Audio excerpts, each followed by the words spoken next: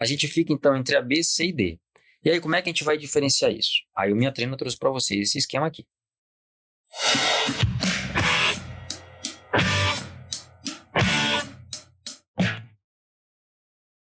Fala, galera! Tudo bem com vocês? Sejam bem-vindos a mais uma videoaula aqui do Minha Treina. Hoje nós vamos falar sobre projeto geométrico, que é comentar algumas questões aqui importantes para as obras rodoviárias. Tá certo? Então, eu sou o professor Willis e convido vocês a viajar comigo nessas questões. Vamos lá? De olho na tela, por gentileza. Questões comentadas, projeto geométrico, professor Willis Lima, professor Brother, nunca esqueçam disso. O Manual de Projeto Geométrico de Travessias Urbanas do DENIT apresenta a classificação funcional das vias urbanas. Falamos agora há pouco sobre isso, né? Isto é, a categorização conforme a função que desempenham dentro do sistema viário e o tipo de serviço que entregam. Nesse sentido, analise as características de um determinado tipo de via urbana. São vias com controle de acesso aos lotes marginais, de modo a minimizar os efeitos do atrito lateral e eliminar os principais pontos de conflito. Essa é a primeira característica dessa via que ele está querendo saber de nós qual é, ok? Próxima característica, esses controles são exemplos desses controles, né? Exigências de altura de meios fios e restrições quanto aos retornos possíveis. Segunda característica, devem prover elevado grau de mobilidade para viagens mais longas, oferecendo velocidades de operação e níveis de serviço elevados. E a última característica, normalmente a seção transversal não inclui acostamentos, certo? E aí, essas características são pertencentes a que tipo de via, né? A gente preparou para vocês aqui uma tabela aqui, né? Um esquema, vamos dizer assim, que vai responder isso aí. As opções que ele nos dá para as respostas são essas aí, ó. Sistema local. Olha só, gente, só o fato de ele ter falado em mobilidade já tira fora daí o sistema local e o sistema coletor, tá certo? Então, a letra A já está fora da nossa questão e a letra E também. A gente fica, então, entre a B, C e D. E aí, como é que a gente vai diferenciar isso? Aí o Minha Treina trouxe para vocês esse esquema aqui. Classificação funcional das vias urbanas, nós temos aqui essa classificação. O sistema arterial principal. Dentro do sistema arterial principal, nós temos as vias expressas primárias. Aqui o controle de acesso é total, é a rodovia mais top. Nós temos as vias expressas secundárias, que é a segunda mais top, o controle de acesso dela é um pouco mais inferior, mas ainda assim é bem exigente.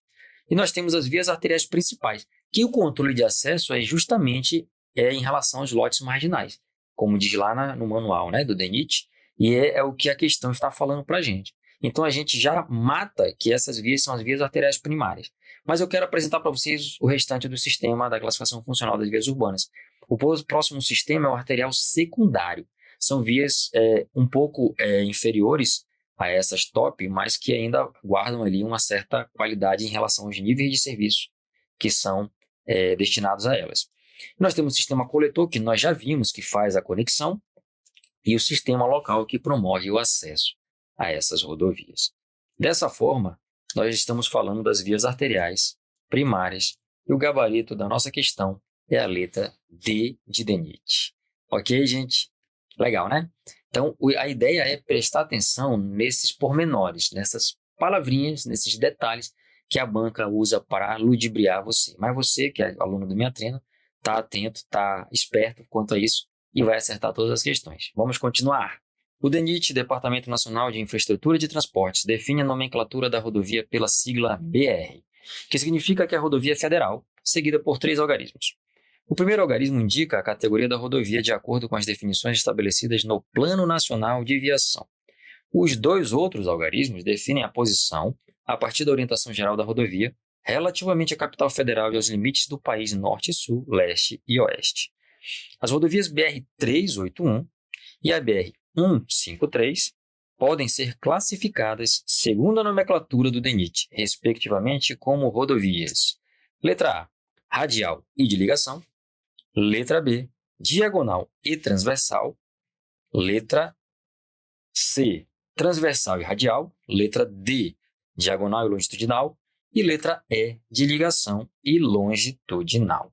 E aí, o que vocês acham, né? É uma questão clássica de classificação quanto à localização geográfica da rodovia no território nacional. E a gente apresentou para vocês aqui, né?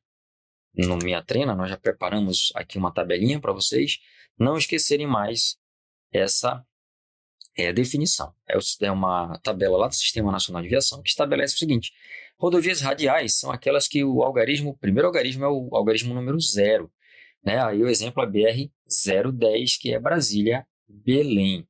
Vocês conseguem ver aí todos os exemplos dessas rodovias, né? As longitudinais têm o número 1 como prefixo, e o exemplo delas é 174, que é Manaus-Boa Vista, aqui da nossa cidade. Nós temos também as rodovias transversais, que é o algarismo é o número 2, a BR-230, a antiga Transamazônica. Nós temos a diagonal, a 319, aqui em Manaus-Porto Velho, e nós temos a rodovia de ligação, que é o algarismo número 4. Nós temos na questão duas rodovias.